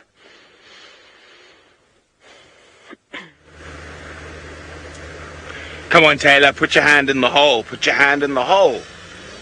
No, that's never a good idea unless you have a torch. Yeah, so we've struggling to find some new mammals on Chitwa, and no fresh sign of leopard anywhere apart from those tracks that when they got to the main road were obliterated, but I think he's gone north into Torchwood. So I think we're going to head back towards Djuma now, head along Cheetah Cutline. Maybe Tundi has come back from Torchwood. You never know, it's the right time of the day.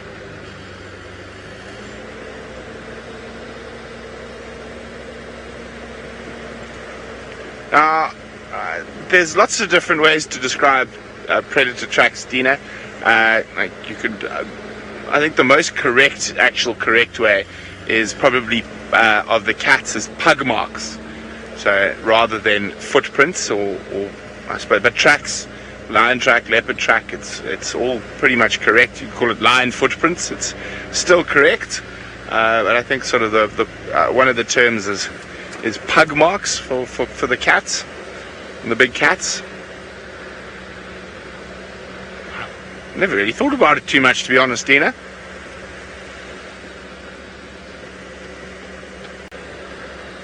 Now, in a lot of areas in Africa, sometimes you will find animals that have collars. Kristen, we don't collar in this area to track their territories. We do it.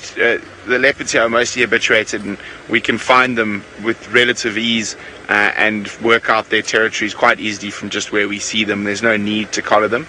There are different research organizations that do collar from time to time, but not in the Sabi Sands. If we see a collared animal here, it is normally being collared outside of the Sabi Sands and has come in. So occasionally we'll see collared wild dogs as probably the most common collared animal we see, as they are an endangered species, and the EWT, Endangered Wildlife Trust, is monitoring the majority of the packs in this area. and some of those packs will indeed have collars. And the other two animals that we see that are collared from time to time is elephant and buffalo. And both those situations, again, they've been collared under various different research projects, but inside the Kruger National Park. And then, of course, us being open to the Kruger, they will wander in and out of the Sabi Sands into the Kruger and so on. Okay. Maybe we're going to have some Tundi luck, because she has been giving me a hard time over the last couple of weeks. So yesterday she was deep inside Torchwood, so there's a very good chance she might have meandered her way back, depending on where she left Kalamba.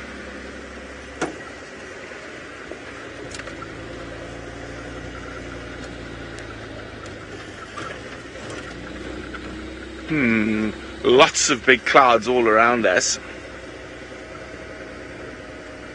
There we go, look at that. Lots of big, beautiful clouds.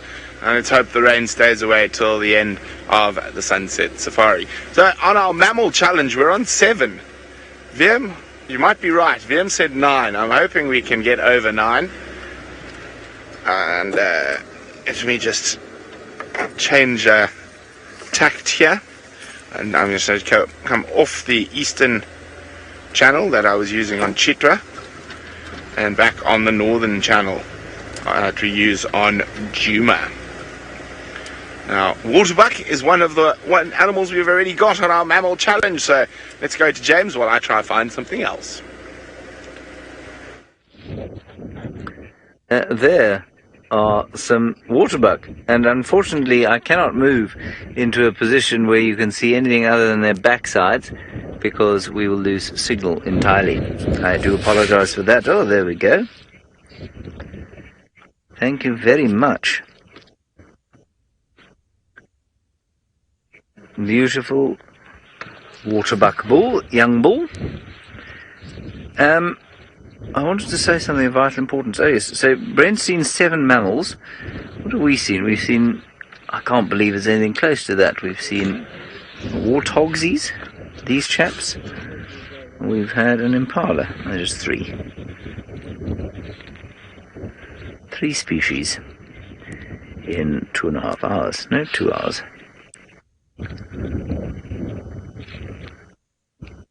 So this will be this will be a herd of young bulls, still quite friendly with each other, enjoying the sort of fraternal bond of bachelors, and then in not too long from now they will become older and disgusted by each other's presence and seek out the presence of ladies.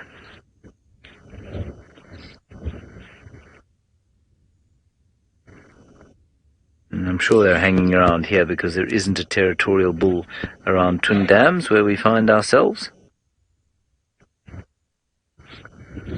At the dam, where there is not much going on, there is one lonely gypto goose. Its partner's absconded, forsaken it. No, there it is. They have 2 partners.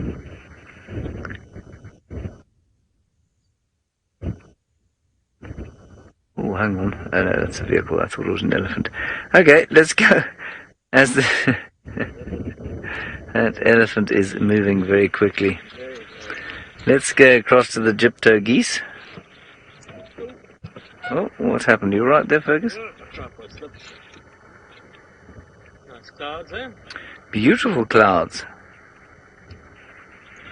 It'd be very nice if they overlaid a leopard, or a lion, or an elephant, a buffalo.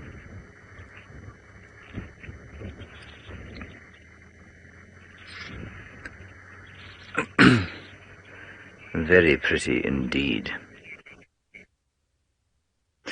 Now, Anne, I believe you want to see, who? Tula Anne wants to see a duck. Well, it's your luck.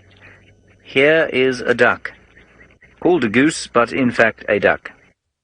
And you can see it is a grazing duck. It is grazing on grass. There we are. The Egyptian goose or tomb duck. Very nice. On a landscape of fairly sort of nutrient-poor soil. And when you look at soil like this, at exposed low-felt soil, you can see why this place was such a disaster for any form of agriculture. There really is very little nutrition in the soil, and apparently the low-felt itself is some of the most ancient land in Africa. And what that means is that it has, for the longest time, more than any other area in Africa, not had any tectonic or volcanic activity. And that means that it has had no fresh deposits of nutrients for much longer than many other landscapes in Africa. And that's why it's hopeless for agriculture in most parts.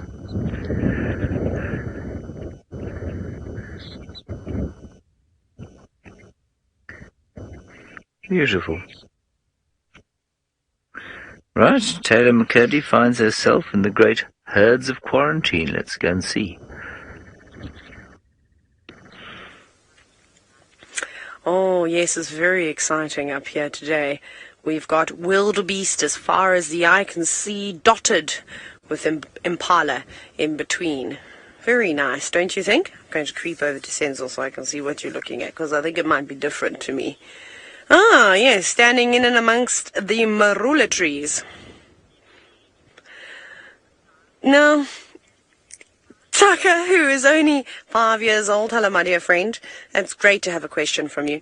Now, your question specifically was about the zebra, and where are they? Do we not have them anymore? Have they all died?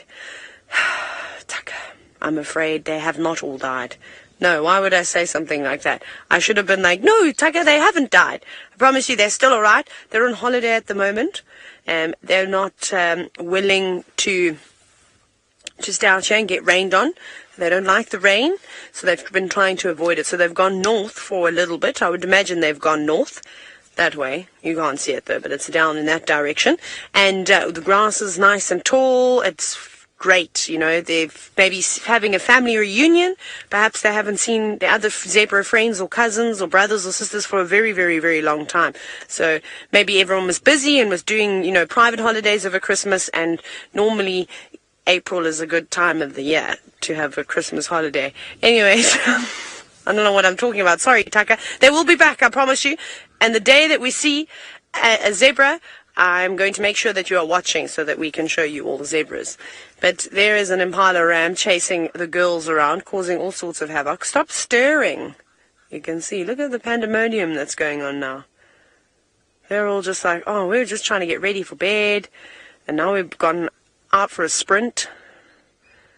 I always feel sorry for the Impala ewes at this time of the year. They don't stop. It's just go, go, go all the time. The wildebeest not really acknowledging what's going on. They're just standing still, hoping that an Impala won't run into them.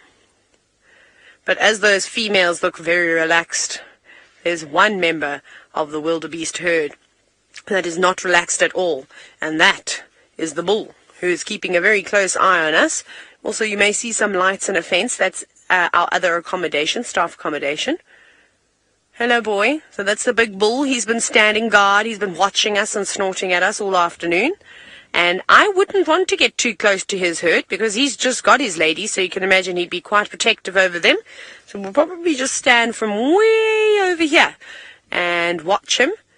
Some Impala ewes trying to escape from that ram that was chasing them around.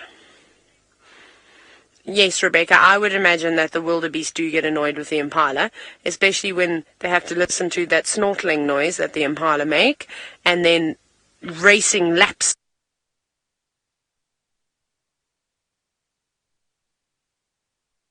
Just did a massive high kick jump.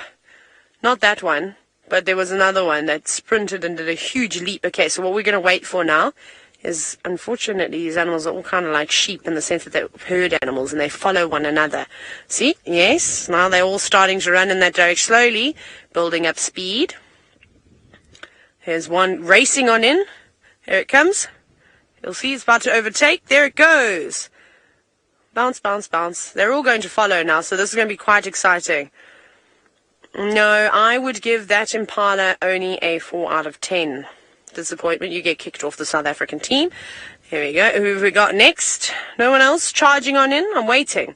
I'm waiting for the rest of the herd to realize what's going on and that they've been left behind. And then theoretically, from every other impala sighting that I've ever seen, they'll start coming this way. And even the wildebeest are slowly starting to move in the direction of the impala. Remember, they look out for one another.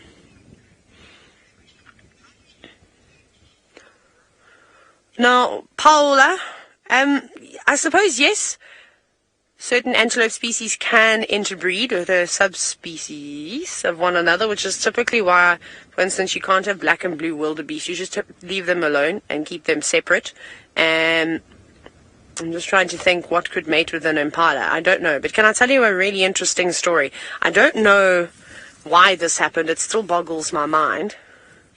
The one day when I was working in the Eastern Cape, actually I saw it more than once, and I wasn't the only person to see it either, so I wasn't going a little bit loopy, was a big Impala bull, which is in the Leopard family, as most of you know, so the same family as the bushbuck and the kudu. And this Impala was out in the open with a herd of Impala that were grazing, and it was sort of coming into rutting season, and for some bizarre reason there was no Impala ram with this group of ewes, but the Impala bull, I kid you not, and I think I've told the story before, was walking behind and testing a number of different ewes and phlegm and grimacing. They can't interbreed, but it was bizarre. I don't know why he had a problem finding a species of his own kind because there were so many Impala around. So that was quite weird. I don't actually know how to explain that. Oh, look, the wildebeest are coming back now. See, they did. They followed the Impala.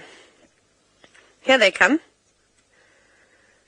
And I don't know if they were going to be going down to the dam for a drink. Maybe they are. They normally start making their way up to the open areas by now. Well, there they are, just walking past the accommodations. Sensor's whispering to me. He says there's a bucky, and a bucky is not a swear word, I promise. Is a word that South Africans use to describe a pickup truck or a ute. If you're from Australia, yeah, you say a ute. We don't. We say a bucky. That's that thing at the back over there. Bucky could also be a small container, a Tupperware, too. See, South African language is way too confusing. So, yeah.